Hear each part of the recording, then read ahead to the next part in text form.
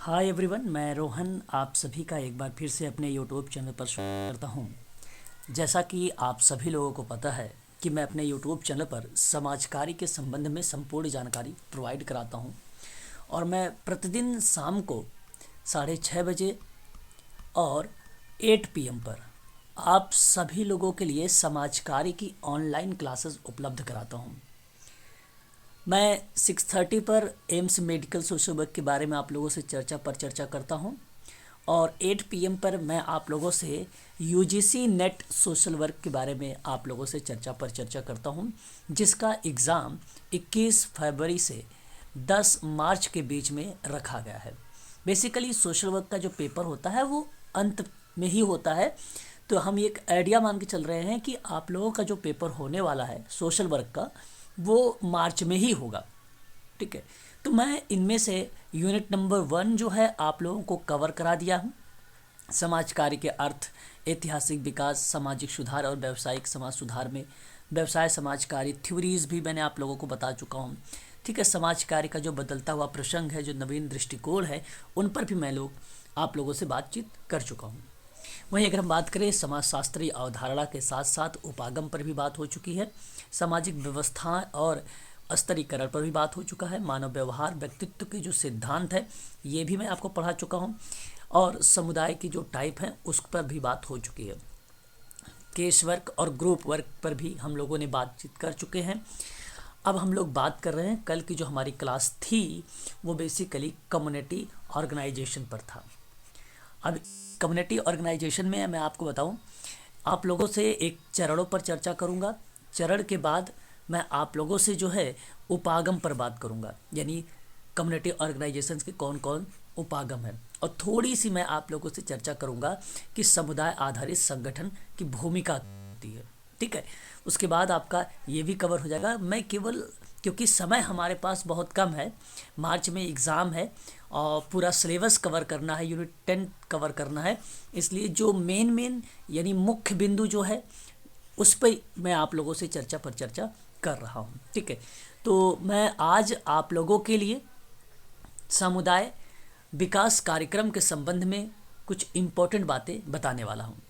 तो अगर आप समाज कार्य में ऑनलाइन क्लास लेना चाहते हैं, यदि आप मार्च तक ही एडमिशन लेना चाहते हैं तो उसकी फ़ीस 3000 है, और आप मार्च और जुलाई के परीक्षा में बैठना चाहते हैं, यानी 2 परीक्षाओं में बैठना चाहते हैं, तो उसकी फ़ीस जो है 5000 है और 5000 आपको 2 किस्तों में जमा करनी है। ठीक है, तो अधिक जानकारी के लिए समाज कार्य में मैं आपसे बात करूं तो आप ये संपर्क कर सकते हैं 8506071308 पर। ठीक है, सर्विसेज आपको क्या क्या प्रोवाइड कराई जाएगी। एवरीडे आपको लाइव क्लासेस होगी, रिकॉर्डेड वीडियो होगा जिस दिन आप क्लास नहीं ले पाते हैं, और यूनिट वाइज आपका मॉक टेस्ट भी होगा, यूनिट वाइज आपका टॉपिक भी चलेगी, और सारी पीडीएफ आपको जो है टेलीग्राम पर प्रोवाइड कराया जाएगा। हैंड रिटन नोट्स भी कुछ प्रोवाइड कराए जाएंगे। प्रीवियस ईयर का जो क्वेश्चन पेपर है 2004 से लेकर जो 1 अक्टूबर 2022 को पेपर हुआ था, वहाँ तक के पेपर व्याख्या सहित सॉल्व करवाया जाएगा। अभी तक मैंने 2004 का पेपर, 2005 का पेपर और 2006 का पेपर मैंने हाल ही में आप लोगों को जो है कवर कर दिया है व्याख्या के साथ। हर एक प्रश्न के पीछे मैं आप लोगों से 4 से 5 या 3 से 4 जो फैक्ट होते हैं वो भी आप लोगों को प्रोवाइड मैं कराता हूँ। ठीक है, चलिए शुरुआत करते हैं आज का टॉपिक। आज का जो हमारा टॉपिक है, ये टॉपिक है सामुदायिक विकास कार्यक्रम। एग्ज़ाम में प्रश्न पूछा जाता है सामुदायिक विकास कार्यक्रम से, ध्यान रखिएगा। सामुदायिक विकास कार्यक्रम जो है संपूर्ण समुदाय के विकास की एक ऐसी पद्धति मानी जाती है जिसमें जन सहभाग या जन सहभागिता के द्वारा समुदाय के जीवन स्तर को ऊंचा उठाने का प्रयत्न किया जाता है। ठीक है, तो इसी के अंतर्गत अगर हम बात करें, सामुदायिक विकास कार्यक्रम जो है ग्रामीण लोगों के समग्र विकास के उद्देश्य से शुरू किया गया है, और यह एक, ध्यान रखिएगा, बहु परियोजना कार्यक्रम है। काफ़ी इम्पोर्टेंट पॉइंट, ये बहु परियोजना कार्यक्रम है, और भारत की लगभग 74% जनसंख्या जो है, ध्यान रखिएगा कितना परसेंट जनसंख्या, 74% जनसंख्या जो है ग्रामों में रहती है। ठीक है, और जनसंख्या के इतने बड़े भाग की जो है सामाजिक आर्थिक समस्याओं का प्रभावपूर्ण समाधान किए बिना हम कल्याणकारी राज्य के लक्ष्य को किसी प्रकार भी पूरा नहीं कर सकते हैं, है ना। तो याद रखिएगा। और सर्वप्रथम सन 1948 में 1948 में उत्तर प्रदेश की इटावा और गोरखपुर जिले में एक प्रायोगिक योजना क्रियान्वित की गई थी और इसी की सफलता से प्रेरित होकर अगर हम बात करें जनवरी 1952 में भारत और अमेरिका के बीच एक समझौता हुआ, जिसमें भारत में ग्रामीण विकास को व्यापक विकास के लिए अमेरिका के फोर्ड फाउंडेशन, कौन सा, जो इसकी स्थापना 1948 में हुई थी, फोर्ड फाउंडेशन के द्वारा आर्थिक सहायता देने का स्वीकार किया गया था। ठीक है। तो ग्राम विकास की इसी योजना का नाम जो है सामुदायिक विकास कार्यक्रम या सामुदायिक विकास योजना रखा गया और सन 1952 में महात्मा गांधी जी के जन्म दिवस पर यानी 2 अक्टूबर 1952 को इसको शुरू किया गया और 55 विकास खंड थे। कितने? 55 विकास खंडों की स्थापना भी की गई थी। ठीक है। और इसे भारत की पहली पंचवर्षीय योजना के दौरान इसको लागू किया गया था। याद रखेंगे, सामुदायिक विकास कार्यक्रम जो है भारत सरकार द्वारा शुरू की गई सबसे बड़ी ग्रामीण पुनर्निर्माण योजना थी ये। आगे अगर हम बात करें तो सामुदायिक विकास कार्यक्रम का मुख्य उद्देश्य कृषि और संबंधित मामले, सिंचाई, संचार, शिक्षा, स्वास्थ्य, पूरक रोजगार, आवास, प्रशिक्षण आदि का सुधार है और ग्राम स्तर पर कार्यक्रम के निष्पादन और मूल्यांकन की योजना के लिए जिला स्तर पर प्रत्येक गतिविधि के लिए अधिकारी है। और सामुदायिक विकास कार्यक्रम का मुख्य उद्देश्य जो आप लोगों को हो सकता है 2023 मार्च में यहाँ से प्रश्न देखने को मिल जाए, कृषि उत्पादन को बढ़ावा देना, ग्रामीण बेरोजगारी को कम करना, गांव में परिवहन और संचार के साधनों का विकास करना, प्राथमिक शिक्षा और सार्वजनिक स्वास्थ्य में सुधार करना। ये बेसिकली एक मुख्य उद्देश्य के रूप में उभर कर हमारे सामने आया। वहीं अगर हम बात करें सामुदायिक विकास के जो उद्देश्य रहे वो ग्रामीण जीवन का सर्वांगीण विकास करना और ग्रामीण समुदाय की प्रगति एवं श्रेष्ठतर जीवन स्तर के लिए पथ प्रदर्शन करना।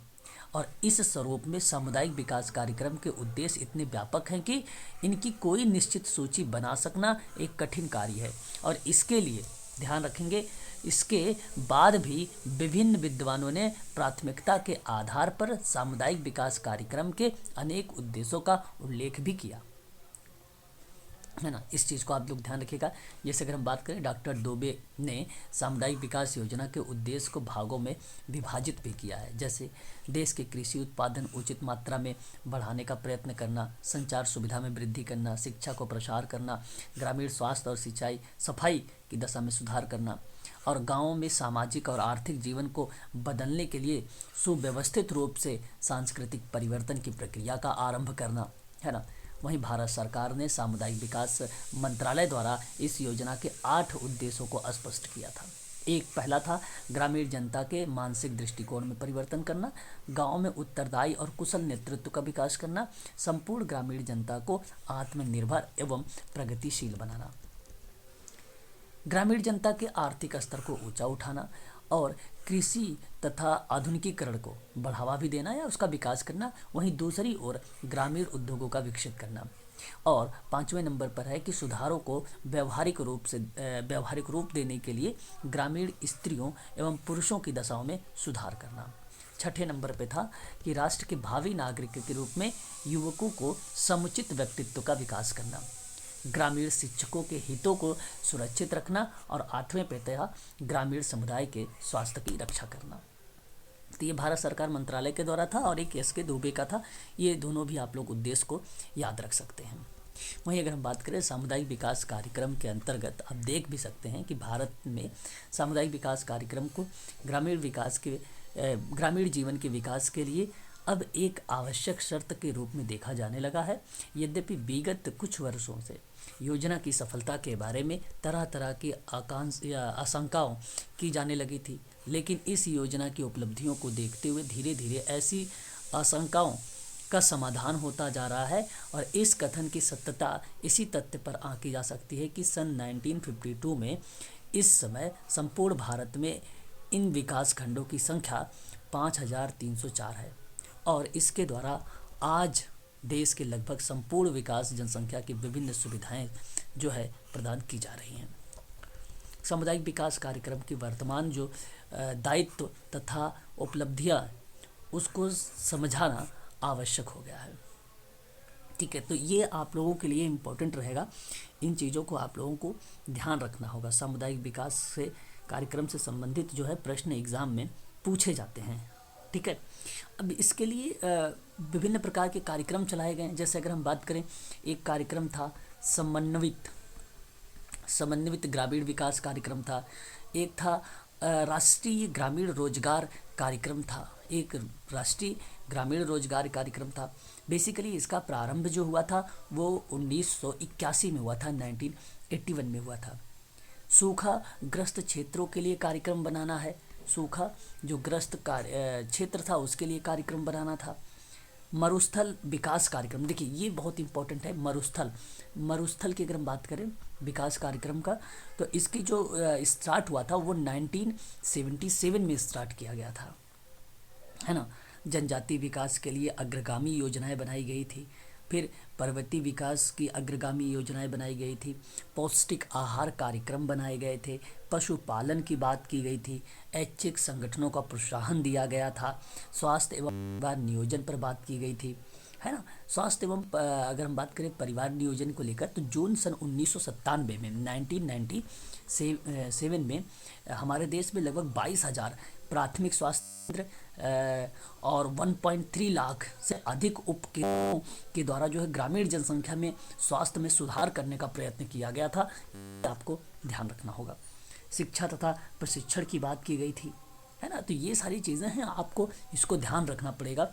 और एग्ज़ाम के पॉइंट ऑफ व्यू से अगर मैं बात करूँ, सामुदायिक विकास कार्यक्रम बहुत ही मोस्ट इम्पोर्टेंट टॉपिक है। यहाँ से आप लोगों से एक प्रश्न जरूर पूछा जाएगा 2 नंबर का। और 1992 में भारत सरकार द्वारा शुरू की गई ग्रामीण विकास योजना निम्नलिखित में से कौन सी थी? ये आपके सामने प्रश्न है और इसका जो ऑप्शन है ये रहा आपके सामने। पहला ऑप्शन है एकीकृत ग्रामीण विकास कार्यक्रम, सामुदायिक विकास कार्यक्रम और उच्च उपज वाली किस्मों का विकास कार्यक्रम, और चौथा है गहन कृषि जिला कार्यक्रम। इसका जो सही जवाब होगा यह आपका ऑप्शन नंबर 2 करेक्ट माना जाएगा, सामुदायिक विकास कार्यक्रम। ठीक, तो ये आज की जो हमारी क्लास थी, ये क्लास थी सामुदायिक विकास कार्यक्रम जो 1952 में चलाया गया था, उसी पर आधारित ये प्रश्न था, यहाँ का टॉपिक था आप लोगों का। यदि आप लोग समाज कार्य में ऑनलाइन क्लास लेना चाहते हैं तो उसके लिए आप लोगों को संपर्क करना पड़ेगा 8506031308 पर। मैंने आपको फ़ीस बता दिया है। अगर आप एग्ज़ाम में 2 बार बैठना चाहते हैं तो 5,000 इसकी फ़ीस है। 2500 रुपये करके आप लोगों को जो है फ़ीस पेमेंट करनी पड़ेगी। अगर एक बार एग्ज़ाम में बैठना चाहते हैं तो उसकी 3,000 फ़ीस रखी गई है। और एम्स मेडिकल सोशल वर्क की अगर आप क्लास लेना चाहते हैं तो उसकी फ़ीस 3,000 रखी गई है। ठीक है, आज के लिए इतना ही।